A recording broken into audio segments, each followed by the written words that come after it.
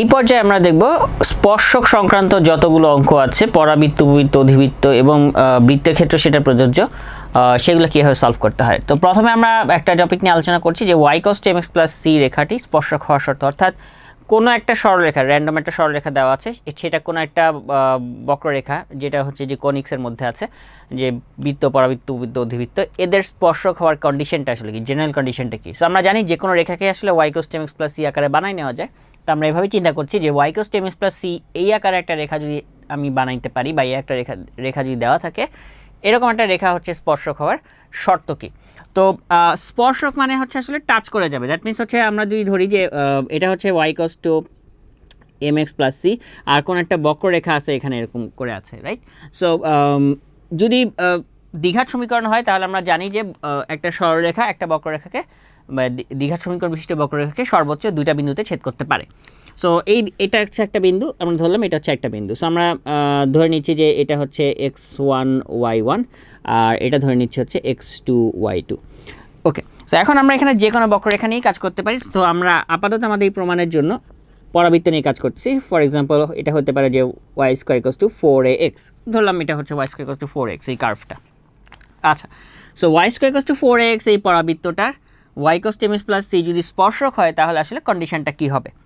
তো আমরা এখন ছেদবিন্দু কীভাবে বের করি, যে কোনো দুইটা ইকুয়েশনের বা যে কোনো দুইটা বক্ররেখা বা যে কোনো দুইটা সরলরেখার ছেদবিন্দু বের করার শর্ত হচ্ছে ওদেরকে সমাধান করতে হয়। সো আমাদের কাছে এখানে দুইটা ইকুয়েশন আছে, একটা হচ্ছে y cos mx plus c আর একটা হচ্ছে y square equals to 4ax। So আমি যদি সলভ করতে চাই তাহলে y এর মানটা এখানে বসাই দিতে পারি, তার মানে হচ্ছে mx plus c whole square equals to 4ax।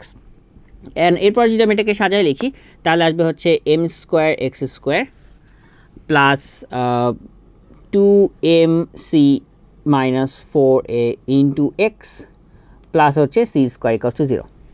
অর্থাৎ আমি একটু সাজায় লিখলাম যে এখানে হচ্ছে a plus b whole square সূত্র, so m square x square plus 2mcx আর এখানে আসবে হচ্ছে মাইনাস 4ax। সো দুটাকে কমন নিয়ে এক্স রাখলাম, এখানে এক্স কমন নিয়ে দেখে রাখলাম আর হচ্ছে প্লাস c স্কোয়ার।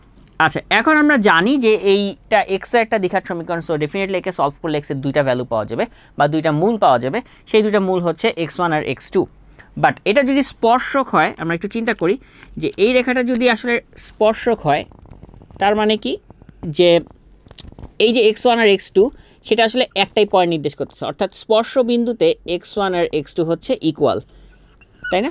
তার মানে x1 আর x2 যদি ইকুয়াল হয় এর মানে হচ্ছে এদের মান সমান বা মূলদ্বয় সমান। এবং আমরা জানি বহুপদী থেকে পড়ে আসছি যে কোনো একটা পলিনোমিয়াল ইকুয়েশনের যদি যে রেজাল্ট যেগুলো সেগুলো যদি আমার ইকুয়াল হয় তার মানে হচ্ছে তার যে নিশ্চয়ক যেটা সেটা হচ্ছে শূন্য হয়।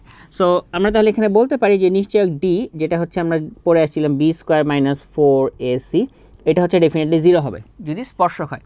তাহলে স্পর্শক হলে আমরা এখানে এখন বি স্কোয়ার যেটা সেটা হচ্ছে 2mc minus 4a whole square minus 4ac equals to হচ্ছে 0। সো এখান থেকে যদি আমরা সলভ করি, Get your best tutor in a smart way. Download Baidu Academy app. আমরা দেখতে পাই কি পাওয়া যাবে, এটা হচ্ছে 4m square c square minus 16mca plus 16a square minus 4m square c square equals two 0। So basically এটা কাটাকাটি চলে যায়, তার মানে আমাদের এখানে আস্তে আস্তে হচ্ছে mc ইকুয়ালস টু হচ্ছে a, দ্যাট মিনস হচ্ছে c equals to a by m। So c equals to a by m এটাই হচ্ছে আসলে condition y equals to mx plus c রেখাটি এই y square equals to 4ax পরাবৃত্তের স্পর্শক হওয়ার শর্ত। তাহলে আমাদের শর্তটা কি পেয়ে গেলাম, আমরা শর্তটা পেয়ে গেলাম হচ্ছে c এর মান, এই y equals to mx plus c এর মান হচ্ছে a বাই m এমন হতে হবে। এবং এটা খুবই পাওয়ারফুল একটা সূত্র, এটা মনে রাখবেন, কারণ এই সূত্রটা মনে রাখলে আসলে অনেক অঙ্ক করা যায়। তো এইভাবে এখন চাইলে পরাবৃত্ত না আমরা উপবৃত্ত, অধিবৃত্ত, বৃত্তের জন্য এরকম কন্ডিশনগুলো বের করতে পারি। তাহলে বাকিগুলোর জন্য আমাদের কন্ডিশন কি হবে, আমরা যদি একই নিয়মেই বের করতে চাই যে সলভ করব তারপরে যে দ্বিঘাত সমীকরণ আসবে তার নিশ্চয় শূন্য লিখে কন্ডিশনটা বের করতে চাই, সেক্ষেত্রে আমরা তখন একটা টেবিল মনে রাখতে পারি। সো টেবিলটা হচ্ছে আমরা এভাবে চিন্তা করতে পারি যে আমাদের y equals to mx plus c স্পর্শক হওয়ার শর্ত। এখন আমাদেরকে প্রশ্নে কি দেওয়া থাকতে পারে? সো প্রশ্নে দেওয়া থাকতে পারে y square equals to 4ax পরাবৃত্ত, রাইট? এটা আমরা দেখলাম। এটার কন্ডিশনটা হচ্ছে c ইকুয়ালস টু হতে হবে a/m।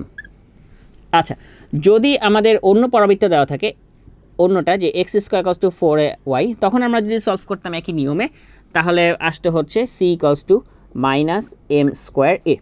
এটা আপনারা ট্রাই করবেন নিজে নিজে যে এটা আসে কিনা। এরপর আমাদের আছে হচ্ছে উপবৃত্ত। So x square by a square plus y square by b square equals to 1।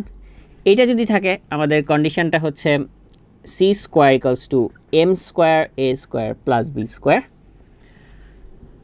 আমরা যদি বলি বৃত্ত, তাহলে বৃত্তের ক্ষেত্রে অ্যাকচুয়ালি আমরা এভাবে চিন্তা করতে পারি যে বৃত্তের ক্ষেত্রে এ আর বি সমান, তাই না?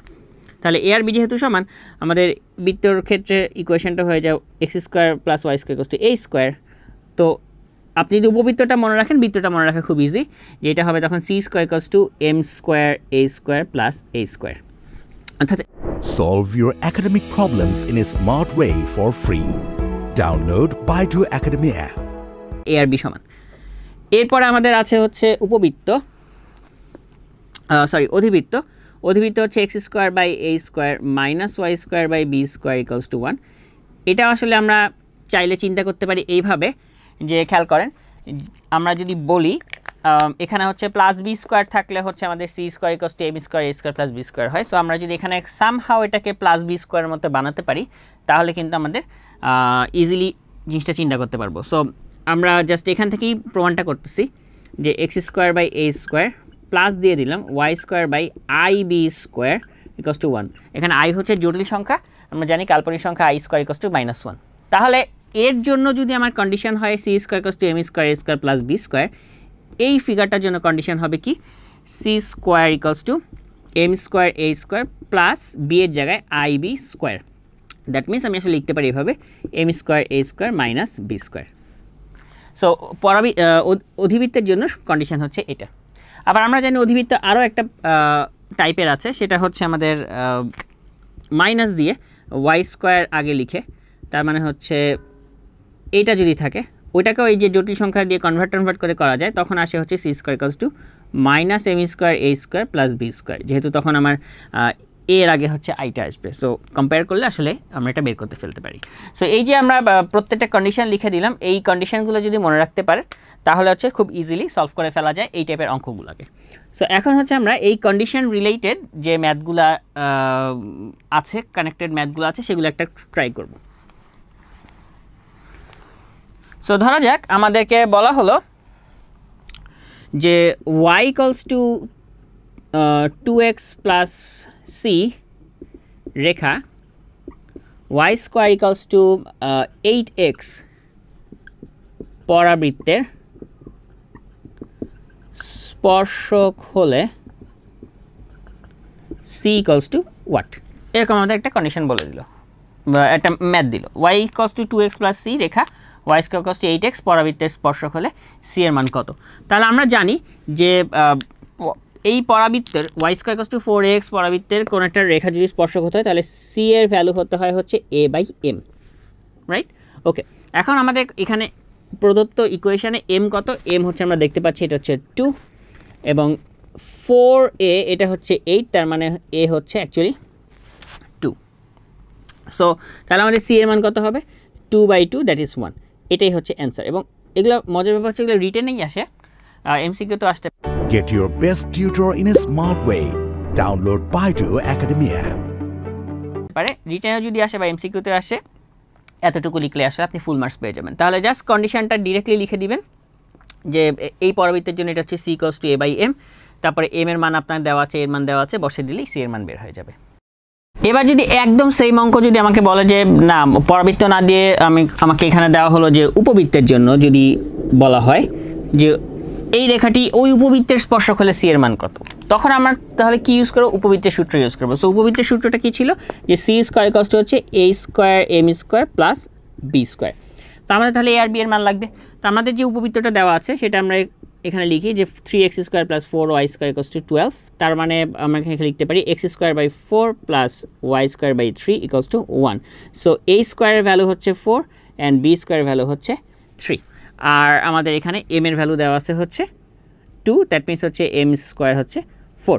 সো আমি যদি এখন মান বসাই দিই তাহলে এখানে হচ্ছে 4 × 4 প্লাস হচ্ছে 3, তাহলে হচ্ছে 19. সো c এর ভ্যালু আসতেছে হচ্ছে ±√19. সো যেই আকৃতি দিবে, পরাবৃত্ত দিলে তার কন্ডিশন, উপবৃত্ত দিলে উপবৃত্তের কন্ডিশন, বৃত্ত দিলে বৃত্তের কন্ডিশন, ওভাবে ধরে আমরা কাজ করতে পারবো। ঠিক আছে, তাহলে খুবই পাওয়ারফুল এই টুলসটা, এটা অবশ্যই মনে রাখবেন। এবং এখান থেকে আরও কিছু অঙ্ক আছে, সেটা আমরা এখন একটু দেখব। ধরা যাক আমাদেরকে এরকম বললো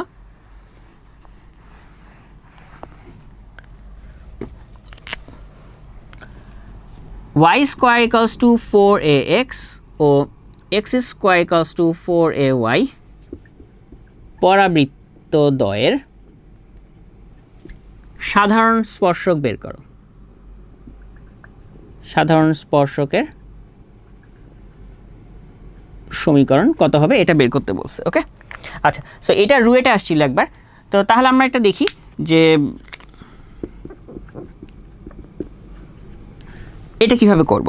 সো আমরা যদি ধরি যে মনে করি, আমরা এখানে লিখলাম যে মনে করি সাধারণ স্পর্শক হচ্ছে y = mx + c, এটা আমরা ধরে নিলাম যে সাধারণ স্পর্শক হচ্ছে y = mx + c।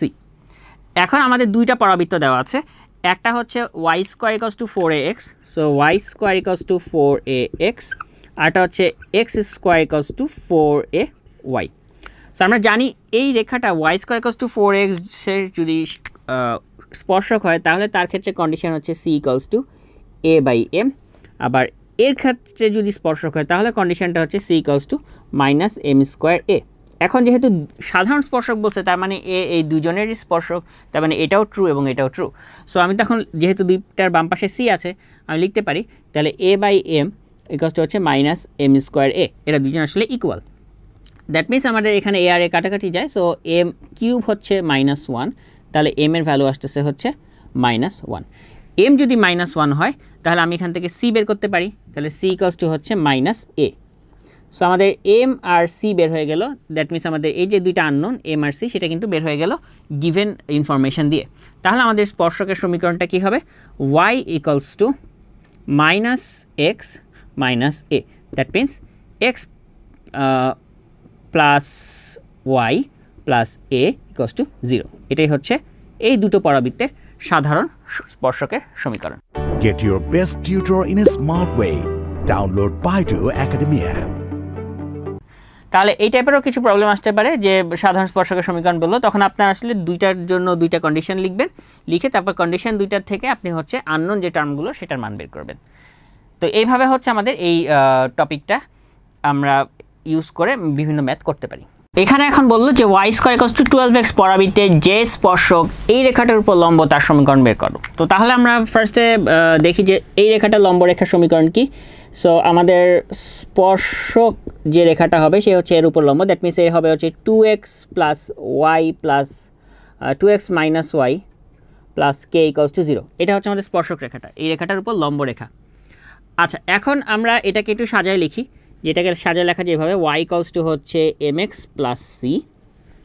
সো এটা যদি আমরা এভাবে লিখতে চাই, that means y = mx + c, এই আকারে আমরা লিখলাম। তার মানে আমাদের m এর ভ্যালু আসতেছে হচ্ছে 2 এবং c এর ভ্যালু আসতেছে হচ্ছে k। সো k এর মানটা বের করতে পারলে কাজ শেষ। এবার আমরা জানি যে একটু আগে পড়ে আসছি y² = 12x, একে আমরা কম্পেয়ার করবো কার সাথে? y² = হচ্ছে 4ax এর সাথে, তার মানে হচ্ছে এর ভ্যালু আসতেছে হচ্ছে আমার 3। সো আমরা জানি এই y = mx + c এই পরাবৃত্তের স্পর্শক হওয়ার শর্ত হচ্ছে c = a/m, তাহলে c এর মান হচ্ছে আমাদের k = হচ্ছে 3/2, তাহলে k এর মান পেয়ে গেলাম। সো অ্যান্সার হচ্ছে y = 2x + 3/2, এটাই হচ্ছে আমাদের স্পর্শকের সমীকরণ। সো খুব ইজিলি কিন্তু আমরা এই টাইপের অঙ্কগুলো ওই y = mx + c রেখাটা কোনো একটা বক্ররেখার স্পর্শক হবে সেই কন্ডিশনগুলো ইউজ করে কিন্তু করে ফেলতে পারি। Solve your academic problems in a smart way for free. Download Baidu Academy app.